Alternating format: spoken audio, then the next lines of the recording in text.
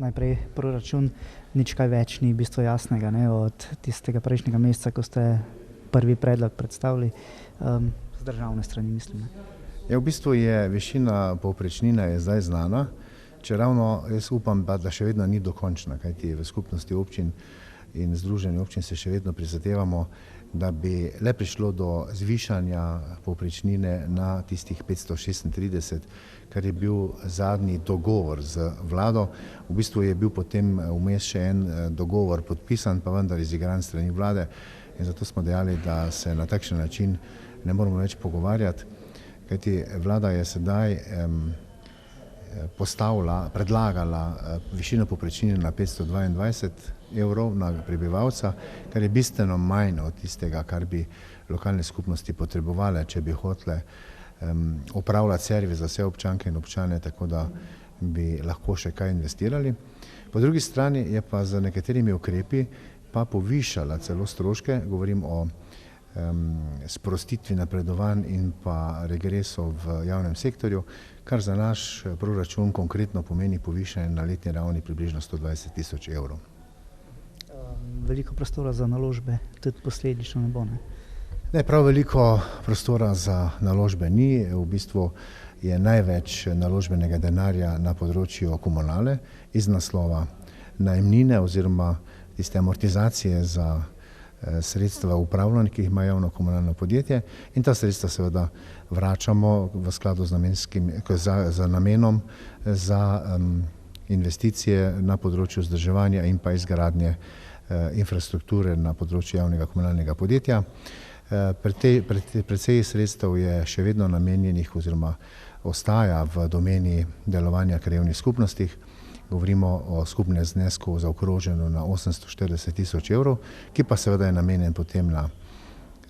namenjen za samo delovanje krajevnih skupnosti, za vzdrževanje javnih poti in pa tudi za same investicije seveda po izboru, po namenu, po posameznih krajevnih skupnosti.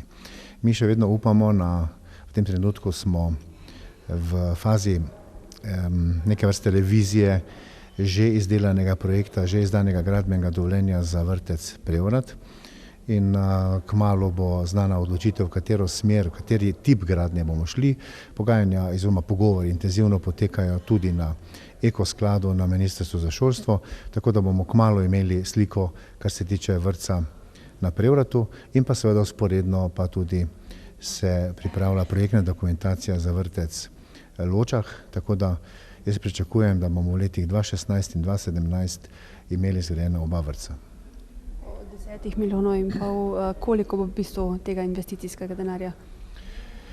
Seštevka zdaj nimam v glavi, ampak bistveno manj kot pretekla leta, kajti če se spomnimo 2 leti nazaj, je bil proračun v tej fazi, kot je danes, za leto 2016, je bil za 2013 17 milijonov evrov, danes govorimo o 10 milijonih in pol in večina tega denarja gre ravno na račun zmanjšanih prihodkov iz naslova sofinanciranj ali po domače rečeno iz naslova raznih razpisov, koriščenja sredstev državnega proračuna in pa tudi sredstev Evropske unije.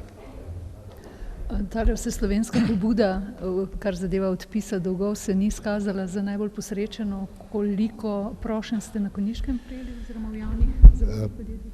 V bistvu na osnovnih šolah ni bilo niti ene vloge, na javnem komunalnem podjetju mislim, da je bilo 13, na stanovanjskem podjetju pa 8 takšnih, ki so upravičene bile, in ena v vrtcu, ki pa je bila že predtem z sklepom sveta zavoda odpisana, se pravi dolg je bil odpisan in celoten znesek je zaokrožen na približno 9500 evrov v celotni občini Slovenske Konjice.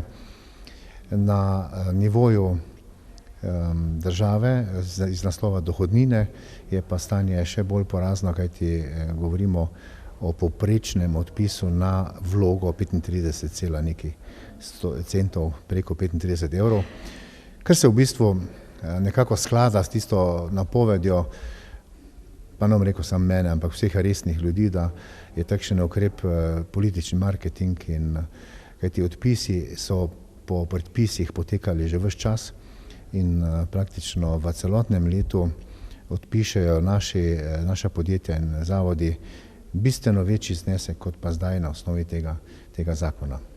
Seveda pa, če hočem še biti malo bolj konkreten, jaz sem slabe volje zaradi tega, ker takrat, ko se je ta sporazum podpisoval, so bili vsi dobre volje in ljudje velikih oči in odprtih ust gledali, kako je prijazna ta vlada. Danes, ko so pa dajali vloge tukaj, po terenu, so pa jezni na, ne vem, mogoče tudi na župana ali pa na direktorja javnega podjetja in to ni način, da se na takšen demagoški način poskušajo vzdigovati priljubljenost posameznih politikov. Onda še tole, občina Konjice vstopa v lastništvo komunalne Slovenska Bistrica, zakaj? V bistvu je bil danes sprejet sklep o odkupu tistega minimalnega deleža, ki pravno formalno omogoča neposredno vlaganje v regijski center za ravnanje z odpadki na Pragerskem, kjer smo v bistvu že v sklopu projekta Očistimo reko Dravinjo ves čas prisotni, pa vendar je vsa leta investitorsko vlogo glavnega investitorja imela občina Slovenska Bistrica in v tem trenutku pa je celoten projekt že jaz mislim, da je že v rednem obratovanju, na koncu poskusnega obratovanja in je seveda te pogodbene obveznosti potrebno uresničiti.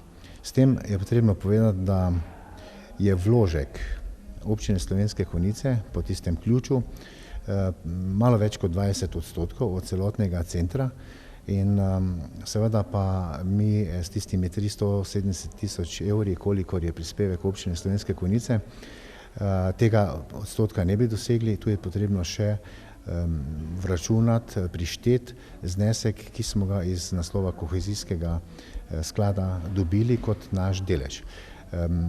Zaokroženo nekaj več kot 11 milijonov je vrednosti investicije, od tega vse občine skupaj prispevajo približno 1 700 000, vse ostalo so sredstva pridobljena na razpisu kohezijskega sklada in to je tudi pomemben solastnina v centru na Pragerskem, ki ga ima občina Slovenske Konjice.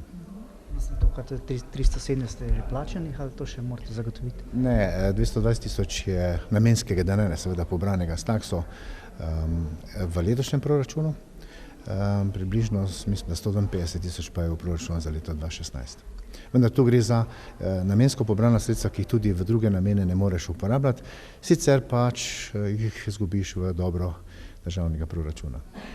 Lahko malo pokomentirate tale pravilnik o financiranju svetnikov, zdaj to ni zraslo na vašem zelniku, ampak kratko so potegnili samostojni svetniki, ne? Ja, težko je komentirati, kajti tako sklep o višini in tudi sam pravilnik je šel skozi vse odbore, vsi odbori so ga obravnavali in tudi sprejeli in razumeli. Običajno je pa tako, da tisti, ki ima občutek, da je za nekaj prikrajšan, pač mu ni vseeno. Ampak jaz še vedno trdim, da je pa treba upoštevati dejstvo, da samostojni svetnik še ni politična stranka in da se tudi že v osnovi v različnih vlogah pojavljajo in da je stvar čisto lepo pravično razdeljena. Bolj me muči to, da pomeni plačevanje materialnih stroškov tako političnim strankam, svetnikom, ki so člani političnih strank in pa tisti, ki niso vezani na nobeno stranko, da pomeni sedaj dodatno delo za občinsko upravo, kajti koriščenje teh sredstev je vezano na predračun, ki ga mora prenesti na občinsko upravo, izdaja naročilnice, ki jih jaz podpisujem in to je pač, mi znamo včasih zakomplicirati stvari. Hkrati pa se mi postavlja vprašanje, kaj če nekdo kupi recimo en navaden tiskalnik, ki danes tudi ne stane ne vem koliko, čigav je, a ga bo naša inventurna komisija iskala potem na kakšnem domu, recimo, ali pa pri kakšni politični stranki. V glavnem, mi smo iz te muhe smo naredili celega slona. Sem še tole, tik pred vrati je nova obletnica, 870 let. Kako jo bomo obeležili prihodnje leto na Konjičkem? Ja, tako kot smo letos 850, bomo dogajanje okrog 870-letnice prve pisne omembe mesta Konjice začeli že ob kulturnem prazniku s kulturnim programom in potem bodo skozi vse leto dogodki posvečeni in tudi naš promocijski material, vrečke, rokovniki, vse bo posvečeno tej obletnici. Osrednji dogodek bo pa 2. julija po predvidevanjih, ker bo zopet ena takšna odmevna prireditev, z mnogo gosti.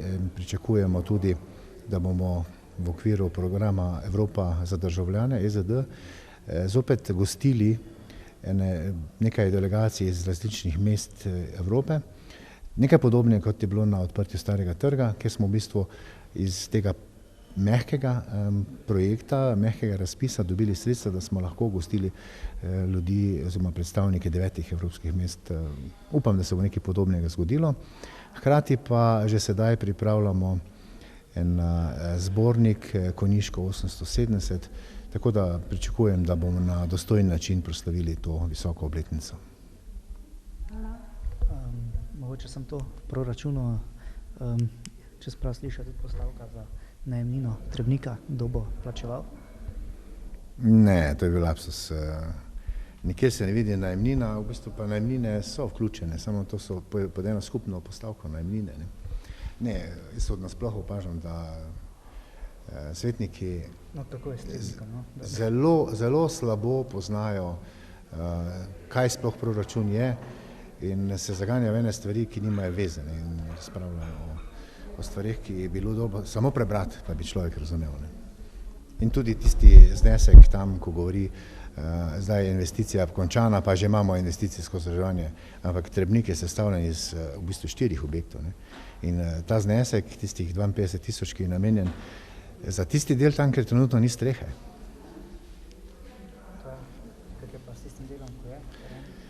Ja, v bistvu je stanje, kar se tiče najemnika, nespremenjeno, smo pa zdaj v intenzivnih pogovorih, da bi takšno kar veliko stvar uspeli narediti na tej lokaciji. O tem pa še zdaj v tem trenutku preuranjeno govoriti, ker še nimamo niti, samo uvodni sestanek smo imeli, malo bolj otipljive rezultate rabi, in bomo pa že videli, kaj se lahko pogovarjamo malo kasneje.